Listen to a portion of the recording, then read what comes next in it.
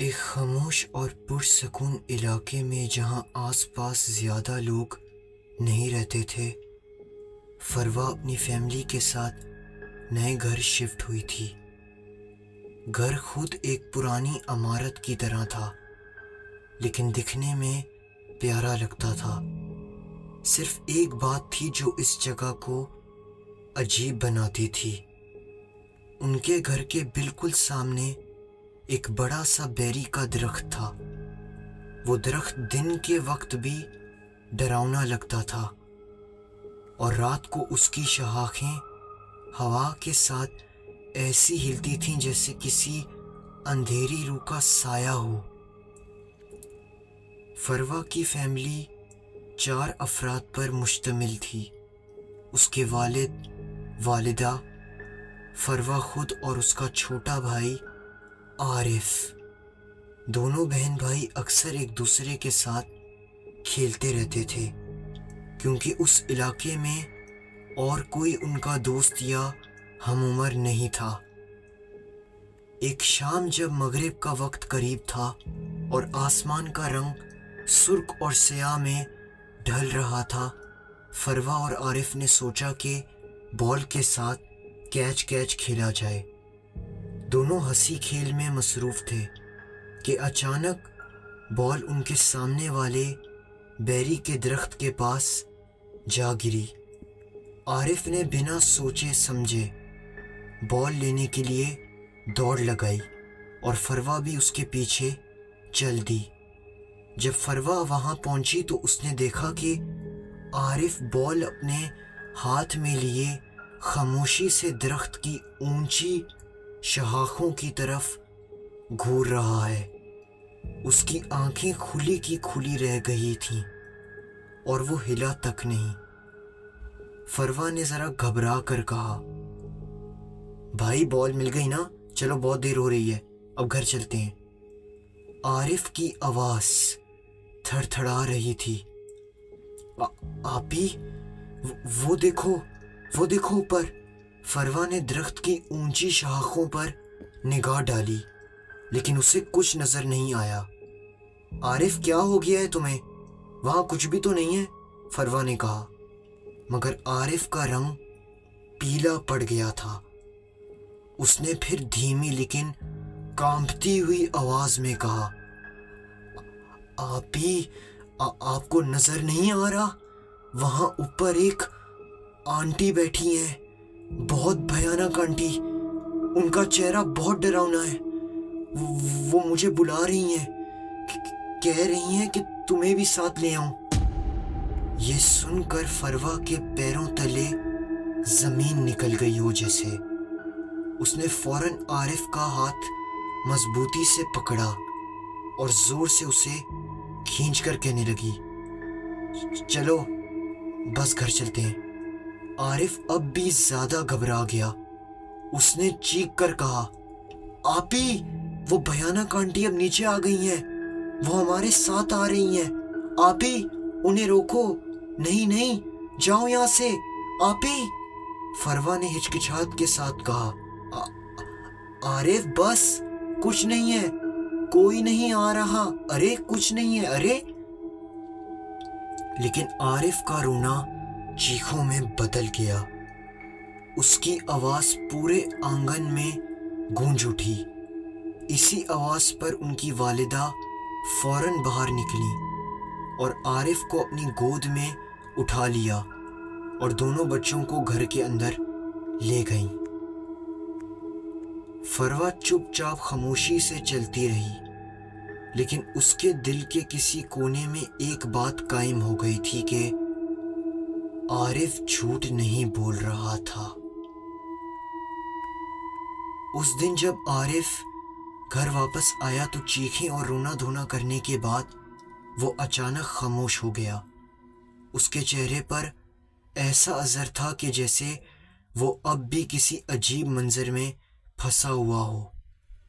والدین نے بہت کوشش کی اسے خوش کرنے کی، کبھی پیار سے سمجھاتے، کبھی ہنسانے کی کوشش کرتے۔ فروا بھی بار بار اس کے پاس جا کر بات کرتی رہی۔ شام کو جب ان کے والد اپنے ऑफिस से घर लौटे तो साथ में आरिफ की पसंदीदा मैंगो आइसक्रीम भी लाए।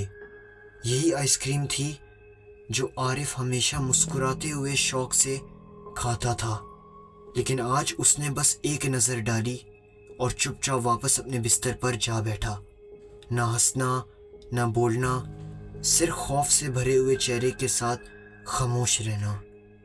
इसी दिन एक और अजीब बात हुई। घर के अंदर से एक गंदी और पुरअसरार बू फैलने लगी। सब हैरान थे कि ये बदबू कहाँ से आ रही है। फरवा के वालिद लियाकत ने नाक को सिकुड़ते हुए कहा, अरे ये कैसी बू है, लगता है जैसे कोई चूहा मर गया हो। जोहा यानी फरवा की अम्मी ने फौरन कहा, ये बू तो चूहे के मरने से भी ज्यादा खराब है। अल्लाह माफ करे, कहीं घर में कोई मसला तो नहीं। लियाकत ने बस इतना कहा, चलो कल देखते हैं, किसी को बुलाकर पूछताछ करेंगे। रात होने लगी, सब अपने अपने कमरों में सो गए। फरवा भी अपने बिस्तर पर लेटे हुए फोन में अपना पसंदीदा ड्रामा देख रही थी। ड्रामा ख़त्म हुआ तो उसने हल्की सी मुस्कान के साथ फ़ोन साइड पर रखा, मगर तभी उसके कान में एक औरत के रोने की आवाज़ गूंज उठी। पहले तो फरवा ने मजाक में अपने आप से कहा, अरे बहन, इतना इमोशनल ड्रामा देखा है तो यही होगा ना, खुद को ऐसी आवाज़ें आना शुरू। लेकिन आवाज़ रुकी नहीं, बल्कि आहिस्ते आहिस्ते तेज और वाज़ेह होने लगी। अब वो साफ साफ महसूस कर रही थी कि कोई औरत दिल जला देने वाले गम के साथ रो रही है। उसके दिल में अजीब घबराहट भर गई। वो आहिस्ते से अपने बिस्तर से उठी, दबे पांव अपने कमरे से बाहर निकली। लाउंज में अंधेरा था, हर कोना पुरसकून दिख रहा था, लेकिन जो चीज पूरे घर को डरावना बना रही थी वो थी उस औरत की रोती हुई हैबतनाक आवाज़। लेकिन आवाज़ अब भी वो मुश्तमिल रोई जा रही थी। कभी आवाज़ दूर से आती, कभी करीब से। फरवा का दिल जोर जोर से धड़कने लगा और फिर उसने महसूस किया कि आवाज़ अब बिल्कुल उसके पीछे से आ रही है। वो झटके से पलट गई, सांस अटक गई, लेकिन तभी एकदम से लाइट ऑन हो गई। सामने उसके वालिद खड़े थे। फरवा बेटा, क्या हुआ? इतनी रात को लाउंज में क्या कर रही थी? फरवा ने अपना डर छुपाने की कोशिश की, हल्का सा मुस्कुराते हुए बोली, कुछ नहीं अब्बू, बस प्यास लग रही थी, पानी पीने आई थी। उनके वालिद ने सर हिलाकर कहा, अच्छा जाओ सो जाओ। फरवा अपने कमरे की तरफ वापस चल दी, लेकिन उसके दिल में एक बात गहराई तक उतर गई थी। उसने जो सुना वो ख्याली नहीं था, वो आवाज़ बिल्कुल हकीकत थी। अगले दिन उनके घर एजेंसी से एक आदमी आया जिसे बुलाया गया था ताकि वो उस पुरअसरार बू का सबब ढूंढ सके। घर के कोने कोने को चेक किया गया, लेकिन उस आदमी को कुछ समझ ही नहीं आया।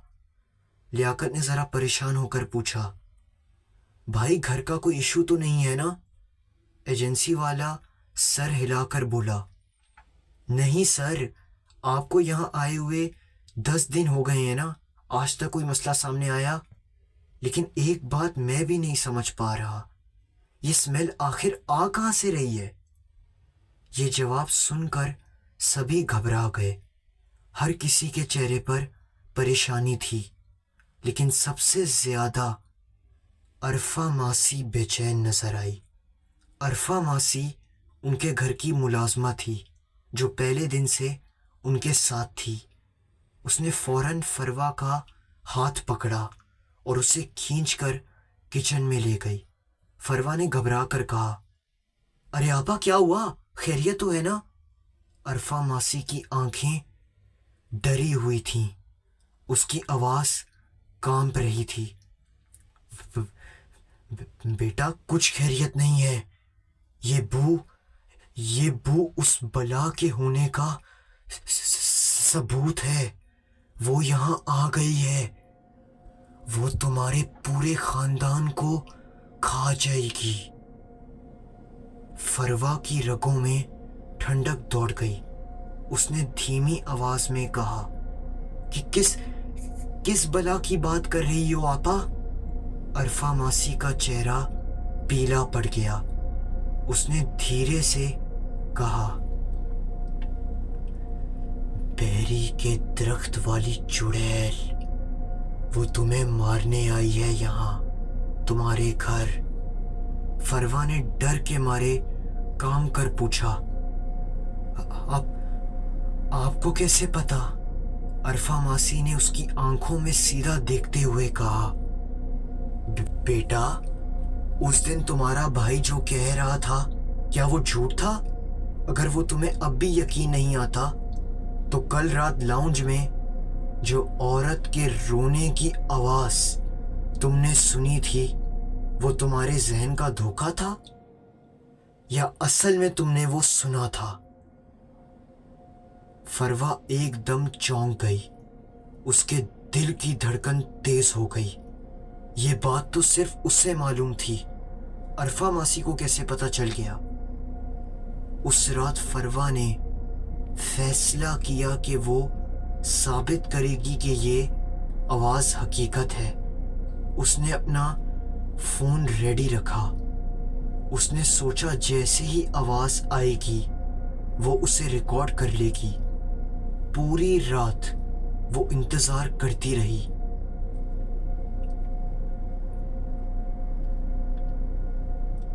لیکن نہ کوئی آواز سنائی دی، نہ کوئی غیر معمولی حرکت ہوئی۔ انتظار کرتے کرتے فروا کی آنکھ لگ گئی، لیکن اصلی جھٹکا اسے صبح ملا۔ جب وہ اٹھی تو اس نے سنا کہ عرفہ ماسی اپنے گھر مردہ حالت میں ملی ہے۔ فروا کی آنکھیں پھٹی کی پھٹی رہ گئیں، اس کا سانس رک گیا۔ اس کے ذہن میں بس ایک ہی بات گھوم رہی تھی، کل رات یہ سب کچھ بیکار نہیں تھا، وہ اصل میں یہاں آ چکی ہے، اسی نے فروا ماسی کو مارا ہے۔ عرفہ ماسی کی موت کے بعد فروا ایک عجیب سی خاموشی میں ڈوب گئی تھی۔ اس کے ذہن میں بس ایک ہی سوال بار بار گونج رہا تھا، کیا عرفہ ماسی سچ کہہ رہی تھی؟ کیا واقعی بیری کے درخت میں وہ چڑیل بستی ہے جو اب ہمارے گھر آ چکی ہے؟ یہ سوچ اس کے لیے زہر بن گئی تھی۔ اس نے فیصلہ کیا کہ وہ عارف سے بات کرے گی۔ وہ اس کے پاس بیٹھ گئی، بہت پیار سے پوچھنے کی کوشش کی، سوال کیا، مگر عارف چپ رہا۔ اس کی آنکھوں میں وہی سایہ تھا، اسی خوف کی پرچھائی جو دن بہ دن گہری ہوتی جا رہی تھی۔ فروا کے لاکھ پوچھنے پر بھی جب عارف نے کچھ نہ کہا تو اس نے خود سے ایک اور فیصلہ کیا، رات کو میں ثبوت جمع کروں گی اور سب کو دکھا دوں گی کہ یہ صرف وہم نہیں ہے۔ اس دن گھر میں وہی ناگوار بدبو چھائی رہی۔ والدین بھی اس ناگوار سی بدبو کے بارے میں تمام تحقیقات کر کے تھک ہار کر بیٹھ چکے تھے۔ فروا نے اپنے والدین کا یہ حال دیکھا تو اس نے ان سے بات کرنے کا ارادہ بدل دیا۔ اس نے سوچا ثبوت لانے کا وقت آ گیا ہے۔ رات کے 3 بجنے ہی والے تھے. ہر جگہ سکون تھا. والدین اپنے کمرے میں گہری نیند سو رہے تھے. عارف بھی کمبل اوڑھے سو رہا تھا. لیکن فروا کا دل دھڑک رہا تھا کیونکہ اس نے وہی پر اسرار عورت کی رونے کی آواز پھر سے سن لی. اس مرتبہ روح کانپ دینے والی چیخوں کے ساتھ وہ آواز پورے لاؤنج میں گونج رہی تھی، جیسے درد اور عذاب سے بھرا ہوا کوئی سایہ اپنے غم کا شور مچا رہا ہو. فروا نے اپنا فون اٹھایا، کیمرہ آن کیا اور آہستہ آہستہ دبے پاؤں لاؤنج کی طرف بڑھ گئی. ہر قدم کے ساتھ اس کے دل کی دھڑکن تیز ہوتی جا رہی تھی. وہ آواز جیسے اس کی روح میں اتر رہی تھی. لیکن عجیب بات یہ تھی، پورے گھر میں کوئی اور نہیں جاگا. نہ لیاقت، نہ زحا، نہ عارف. گھر بس فروا کے قدم اور اس آواز کے بیچ میں گھوم رہا تھا. پھر ایک دم سے وہ آواز بند ہو گئی. فروا نے ہلکا سا سکون محسوس کیا اور پیچھے مڑنے لگی. لیکن جیسے ہی اس نے نظر گھمائی، اس کا جسم سن ہو گیا. ہاتھ سے فون زمین پر دھڑ سے گر گیا. اس کے سامنے ایک بھیانک شکل کی چڑیل کھڑی تھی، جس سے وہی ناگوار گندی بو آ رہی تھی. کالا سیاہ جسم، بکھرے لمبے بال، دانت جو منہ سے باہر آئے ہوئے تھے، لمبے لمبے ناخن، جلی ہوئی سی خوفناک شکل اور سرخ لال آنکھیں. اور پھر وہ بولی، بیٹا فکر نہ کر، میں صرف عارف کے لیے نہیں، تیرے لیے بھی آئی ہوں. تم دونوں کو لے کے جاؤں گی اور پھر کھا جاؤں گی کچا. پھر وہ فروا کی طرف سیدھا لپکی. سارا گھر فروا کی دل دہلا دینے والی چیخوں سے گونج اٹھا. زحا نے حیران اور خوف کے ملے جلے لہجے میں کہا، ہائے اللہ لیاقت، یہ تو ہماری فروا کی آواز ہے. لیاقت کا دل بھی کانپ گیا. اس نے بس تسلی دینے کی کوشش کی، اللہ رحم کرے گا زحا، فکر نہ کرو، چلو جلدی دیکھتے ہیں. دونوں فوراً اٹھ کر کمرے سے باہر نکلے، مگر باہر کا منظر اور بھی خوفناک تھا. سارا گھر اندھیروں میں ڈوبا ہوا، جیسے اندھیرا زندہ ہو کر دیواروں سے چپک گیا ہو. نہ کوئی آواز، نہ کوئی حرکت، ہر کونا بس خاموشی سے بھرا ہوا تھا. لیاقت اور زحا نے بے چینی کے ساتھ فروا کے کمرے کا رخ کیا اور وہاں جو دیکھا ان کی روح تھڑ تھڑا گئی. فروا اپنے کمرے کی دہلیز پر کھڑی تھی، بال کھلے ہوئے، آنکھیں سفید اور سرخ چمک رہی تھیں، اور اس کا چہرہ بالکل بے جان، مگر اس کی نظر صرف ایک ہی جگہ جمی تھی، اس بیری کے درخت کی طرف جو کھڑکی کے سامنے سے ہل رہا تھا. زحا کی سانس رک گئی، مگر لیاقت نے ہمت جتا کر فروا کے پاس جا کے اسے سنبھالا. دونوں نے پیار سے اسے بستر پر لٹایا. زحا نے ہلکا سا پوچھا، بیٹا کیا ہوا تھا، تم چیخ کیوں رہی تھی؟ فروا نے کچھ نہیں کہا، صرف کروٹ بدلی جیسے سب کچھ ایک خواب ہو.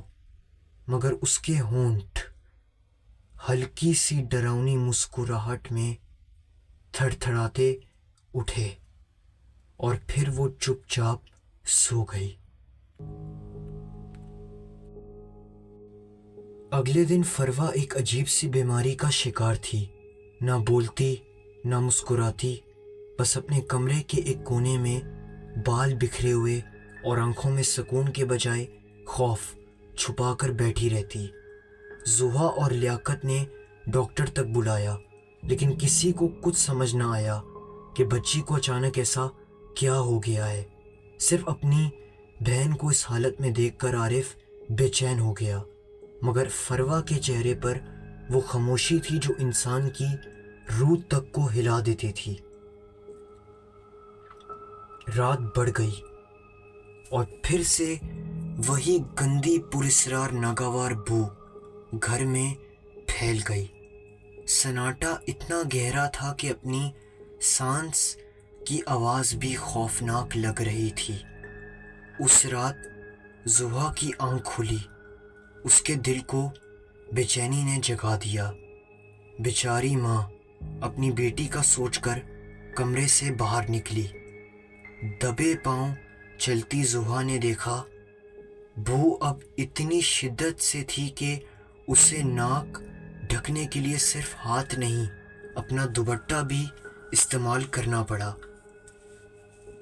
وہ فروا کے کمرے کا دروازہ آرام سے کھولتی ہے اور جیسے ہی اندھیروں میں روشنی جلی، زحا کا دل اس کے سینے میں جم گیا۔ کمرہ خالی تھا، فروا نہ بیڈ پر نہ واش روم میں، جیسے زمین نکل گئی یا ہوا اڑا لے گئی۔ زحا کی روح کانپ گئی، وہ دوڑتی پھرتی اپنی بیٹی کو ڈھونڈنے لگی۔ پورا گھر چھان مارا، فروا کہیں نہیں ملی۔ تبھی کچن کی کھڑکی سے باہر کے بیری کے درخت سے ایک عجیب سی خراش اور ہلتی ہوئی آواز آئی۔ زحا نے دروازہ کھولا۔ رات کی تیز ہوا نے اس کے دوپٹے کو جھٹکا دیا، اور پھر جب اس نے اپنی نظر درخت کے اوپر اٹھائی تو اس کا جسم کانپ گیا، دل پھٹ گیا۔ فروا اس درخت کی شاخ پر بیٹھی تھی، اس کے ہاتھ میں ایک مردہ الو تھا جسے وہ نوچ نوچ کر کھاتی جا رہی تھی۔ چہرہ کالے خون سے بھرا ہوا، آنکھیں سفید، جلتے دیے جیسے جلتے دیے۔ اور جب اس نے اپنی ماں کو دیکھا تو اس نے اپنا سر ہلایا مزے مزے سے، جیسے وہ الو کا گوشت اسے لذیذ لگ رہا ہو، جیسے وہ اپنی ماں کو بھی دعوت دے رہی ہو کہ آ تو بھی چکھ کر دیکھ۔ زحا کے منہ سے ایک زوردار چیخ نکلی۔ لیاقت اور عارف بھاگ کر باہر آئے۔ ان کے سامنے جو منظر تھا، ان کی روح بھی کانپ اٹھی۔ زحا بے ہوشی میں زمین پر گری ہوئی تھی، سہمی ہوئی۔ عارف اپنی بہن کو اس حالت میں دیکھ کر اپنی بے ہوش ماں کے گلے لگ کر رونے لگا، اور لیاقت صرف خاموشی میں کھڑا رہا، اس کے ہوش اڑے ہوئے تھے۔ اچانک فروا نے ایک خوفناک، دل کمپا دینے والی ہنسی اپنے منہ سے نکالی، اور پھر وہ درخت کی شاخ سے نیچے گر گئی۔ وہ تینوں فوراً اس کی طرف بھاگے اور اسے اٹھا کر اندر لے آئے۔ لیاقت، زحا اور عارف اب سمجھ چکے تھے کہ فروا پہ کسی بیماری یا تھکان کا اثر نہیں، بلکہ اس پہ کوئی بہت ہی گندا سایہ ہے۔ جو منظر انہوں نے اپنی آنکھوں سے دیکھا تھا وہ سب کچھ واضح کر رہا تھا۔ عارف نے آخر کار اپنے ماں باپ کو وہ راز بتا ہی دیا جو وہ اب تک چھپا پھر رہا تھا۔ اس نے ہچکچاتے ہوئے کہا، امی، ابو، ایک دن میں اور فروا آپی بال لینے اسی بیری کے درخت کے پاس گئے تھے۔ وہاں ایک کالے رنگ کی خوفناک عورت یا شاید چڑیل ہمارا پیچھا کرتے کرتے گھر تک آ گئی تھی۔ وہ چڑیل فروا آپی کو نظر نہیں آ رہی تھی، وہ گھر کے اندر بھی مجھے نظر آئی تھی، لیکن پھر اچانک غائب ہو گئی۔ میں اتنا ڈر گیا تھا کہ بول ہی نہیں پایا، اور یہ ناگوار بو بھی اسی چڑیل کی وجہ سے ہے۔ وہ ہمارے گھر کے اندر موجود تھی اور اب وہ فروا آپی کے اندر موجود ہے۔ عارف کی بات سن کر لیاقت اور زحا کے پیروں تلے زمین کھسک گئی۔ ان کے لیے اب سب کچھ صاف تھا۔ فروا کسی انسانی بیماری میں نہیں بلکہ اس مخلوق کے چنگل میں تھی۔ اس رات زحا اور لیاقت نے پوری رات جاگ کر فروا پہ پڑھائی کی اور دعاؤں میں لگے رہے، مگر فروا بس اپنی خاموشی اور سفید آنکھوں کے سائے میں چپ چاپ لیٹی رہی۔ اگلے دن لیاقت نے فیصلہ کیا کہ وہ ایک عامل کو بلائے گا۔ پھر ان کے گھر ایک ایسا عامل آیا جس کے بارے میں لوگ کہتے تھے کہ بڑے علم والا ہے، وہ جنوں چڑیل کا مقابلہ کر سکتا ہے۔ جب وہ عامل گھر کے سامنے آیا، اس کی نظر سب سے پہلے بیری کے درخت پر پڑی۔ اچانک وہ رک گیا، اس کا چہرہ پھیکا پڑ گیا۔ لیاقت نے گھبرا کر کہا، کیا ہوا جناب؟ آئیے نا، اندر چلیے۔ عامل نے دھیمی لیکن تھڑ تھڑاتی ہوئی آواز میں کہا، معذرت بھائی جان، مگر جو مخلوق آپ کے گھر میں ہے اس کا مقابلہ میں نہیں کر سکتا۔ لیاقت کا دل دھک سے رک گیا۔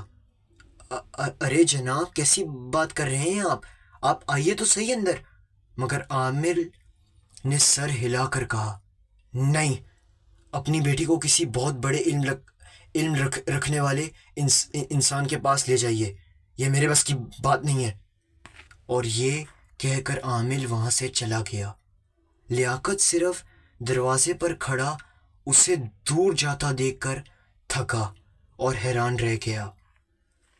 جب وہ بھاری قدموں سے واپس گھر کے اندر آیا، اس نے دیکھا زحا ڈر کے مارے کانپ رہی تھی، آنسوؤں میں ڈوبی ہوئی تھی۔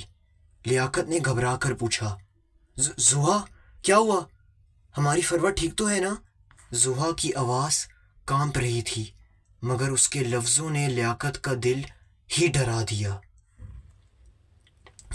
فروا اپنے کمرے سے باہر آئی تھی لیاقت، فریج کھولا اور کچا گوشت کھانے لگی، اسی میں بیٹھ کر۔ جب میں نے اسے روکا تو اس نے مجھ پر حملہ کر دیا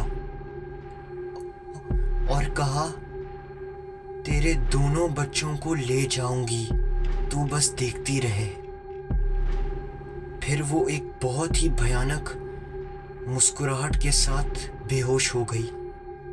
یہ سن کر لیاقت اور زحا دونوں کا رنگ اڑ گیا۔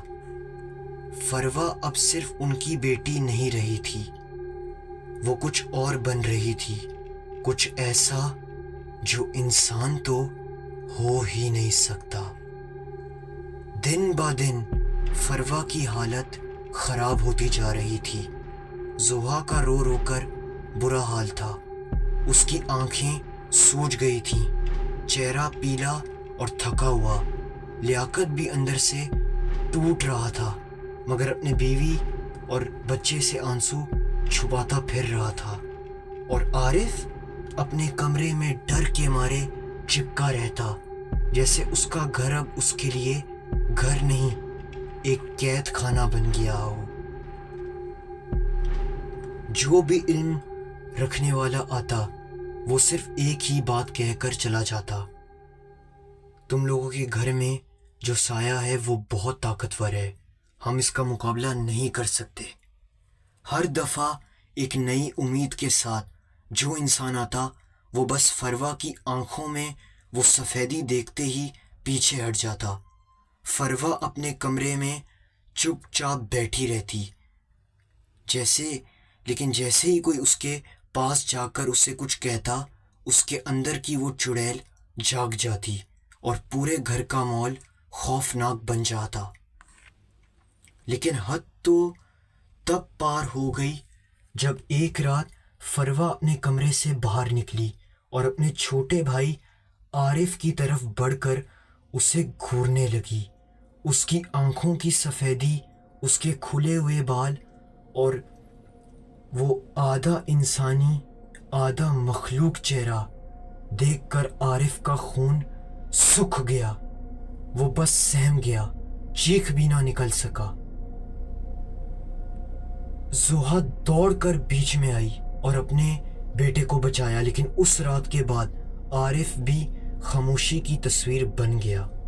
پھر ایک دن تھکی ہوئی، تھوڑی سی بچی ہوئی امید کے ساتھ لیاقت نے فیصلہ کیا کہ وہ ایک بزرگ اور نیک مولانا کے پاس جائے گا۔ اس نے جا کر پوری کہانی سنائی، فروا کی بیماری، اس چڑیل کا سایہ اور ہر عامل کا پیچھے ہٹ جانا۔ مولانا صاحب نے صبر سے سنا اور پھر لیاقت کے ساتھ چلنے کے لیے تیار ہو گئے، مگر لیاقت کے چہرے پہ اب بھی اداسی تھی۔ مولانا نے پوچھا، کیا ہوا لیاقت؟ یہ اداسی کیسی ہے چہرے پہ؟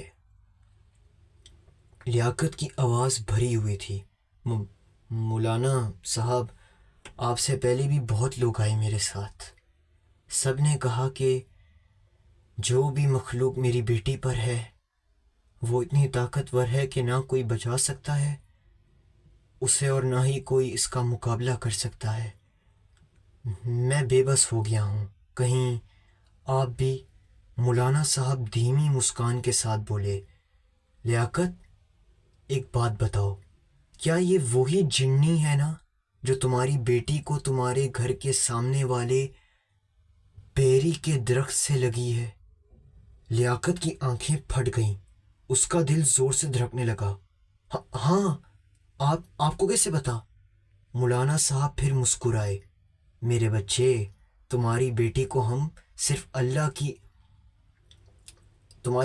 ہم نہیں، صرف اللہ کی ذات بچائے گی۔ ہم چاہیں انسان ہو یا جن، چاہے مخلوق کتنی بھی طاقتور کیوں نہ ہو، اللہ کے کلام کے آگے کوئی نہیں ٹک سکتا۔ یہ کہہ کر مولانا صاحب اٹھ کھڑے ہوئے، تسبیح ہاتھ میں لی اور لیاقت کے ساتھ فروا کو بچانے نکل گئے۔ وہ مولانا صاحب اپنے 4 شاگردوں کو لے کر لیاقت کے گھر آ گئے۔ دروازہ کھلتے ہی زوہا روتی ہوئی ان کے پاؤں پکڑنے لگی، دونوں ہاتھوں سے جوڑ کر کہنے لگی، میری بچی کو بچا لیں، اللہ کا واسطہ میری بچی کو بچا لیں۔ مولانا صاحب نے اس معصوم ماں کو تسلی دی، ایک نرمی بھری مسکان کے ساتھ کہا، گھبراؤ مت بیٹی، اللہ کے حکم سے سب ٹھیک ہو جائے گا۔ پھر وہ سیدھا فروا کے کمرے کی طرف بڑھ گئے۔ کمرے کا دروازہ کھلا اور سامنے فروا بالکل نارمل بیہیو کر رہی تھی۔ اس کے چہرے پر معصومیت تھی، جیسے اسے کچھ بھی نہیں ہوا ہو۔ اس نے مولانا اور ان کے شاگردوں کو دیکھتے ہی معصوم انداز میں کہا، ارے بابا، یہ انکل کون ہے؟ ہیلو انکل، اور آپ کے ساتھ یہ 4 انکلز اور کون ہیں؟ مولانا صاحب کی نگاہ اس کے چہرے پہ ٹک گئی۔ انہوں نے ٹھنڈی سانس لے کر کہا، ڈرامے بازی بند کر، ابھی اگر میں نے تجھ پر دم کا پانی پھینکا تو تو اپنے اصلی روپ میں آ جائے گی۔ فروا ہنسی دباتے ہوئے بولی، ارے انکل، کیسی باتیں کر رہے ہیں آپ؟ میں نے تو بس آپ سے پوچھا آپ ہیں کون، اور آپ کے ساتھ یہ 4 لوگ ہیں کون؟ مولانا صاحب نے شاگردوں کی طرف دیکھا اور غصے بھری آواز میں کہا، لگتا ہے ایسے نہیں مانے گی، بھائی پانی لاؤ۔ انہوں نے دم کا پانی نکالا اور جیسے ہی فروا کے اوپر پھینکا، ایک اتنی بھیانک چیخ گونجی کہ پورا گھر لرز اٹھا۔ پھر ایک پل میں ایک بار پھر وہ چڑیل فروا کے اندر ظاہر ہو گئی۔ اس کی سفید آنکھیں چمک اٹھیں، بال ہوا میں جھولنے لگے اور اس کی آواز بدل کر ایک خوفناک گرج میں تبدیل ہو گئی۔ مولانا صاحب نے شاگردوں کے ساتھ رقیہ کا عمل شروع کیا۔ انہوں نے لیاقت، زوہا اور عارف سے کہا، آپ سب باہر چلے جائیں اور چاہے اندر سے کچھ بھی آوازیں آئیں، دروازہ مت کھولنا، یہ آپ کی امتحان کی گھڑی ہے۔ زوہا آنسوؤں میں بھیگتی ہوئی اپنی بیٹی کی چیخوں کو سنتی رہی۔ عارف کو گلے لگائے صوفے پر بیٹھی تھی، لیاقت بھی بے حد پریشان بس سر پکڑ کر چپ بیٹھا تھا، اپنی بیوی اور بچے کو گلے لگائے۔ اندر سے فروا کی درد بھری چیخیں گونجنے لگی، مما بچا لو مجھے، یہ بندہ مجھے مار دے گا، جلا دے گا، بابا میں جل رہی ہوں، مجھے بچا لو، عارف اپنی آپی کو بچا لو۔ لیکن سب کو پتا تھا یہ آواز فروا کی نہیں بلکہ اس بدبخت مخلوق کی چال تھی۔ ہر طرف ہوا کا طوفان پھیل گیا، پورا گھر ہلنے لگا، لائٹس فلکر کرنے لگیں، کبھی جلتیں کبھی بجھ جاتیں، اور پھر اچانک سے ایک زور کی بجلی کی کڑک جیسی لائٹ گئی۔ اندھیرا، صرف اندھیرا۔ پھر ایک دم سے چیخوں کا سلسلہ رک گیا، اور جب لائٹ واپس آئی سب کچھ خاموش تھا۔ دروازہ آہستہ آہستہ کھلا اور مولانا صاحب پسینے میں بھیگے ہوئے لیکن مسکان کے ساتھ باہر آئے۔ انہوں نے گہری سانس لے کر کہا، اللہ اکبر، الحمدللہ، بچی اب بالکل ٹھیک ہے، وہ مخلوق اب اس دنیا میں نہیں رہی، اللہ کے حکم سے اب وہ جہنم کی آگ میں جل رہی ہے۔ پھر لیاقت کی طرف دیکھ کر کہا، یاد رکھیے گا، اللہ کے کلام کے سامنے نہ انسان نہ جن، کوئی بھی طاقت کبھی نہیں جیت سکتی۔ آپ اپنی بچی کو ہمیشہ پاک صاف رکھیے گا، باوضو یا باغسل۔ زوہا نے دوڑ کر فروا کو گلے لگا لیا، عارف بھی رو کر اپنی بہن کو چپک گیا، اور لیاقت کی آنکھوں میں آنسوؤں کے ساتھ شکریہ تھا۔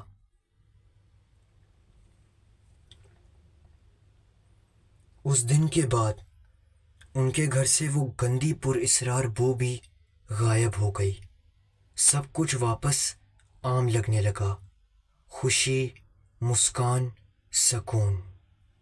لیکن جب بھی ان میں سے کسی کو بھی وہ رات یاد آتی جب فروا اس بیری کے درخت پہ اس الو کا خون پی رہی تھی، ان کے دلوں میں آج بھی ایک بے نام خوف جاگ اٹھتا۔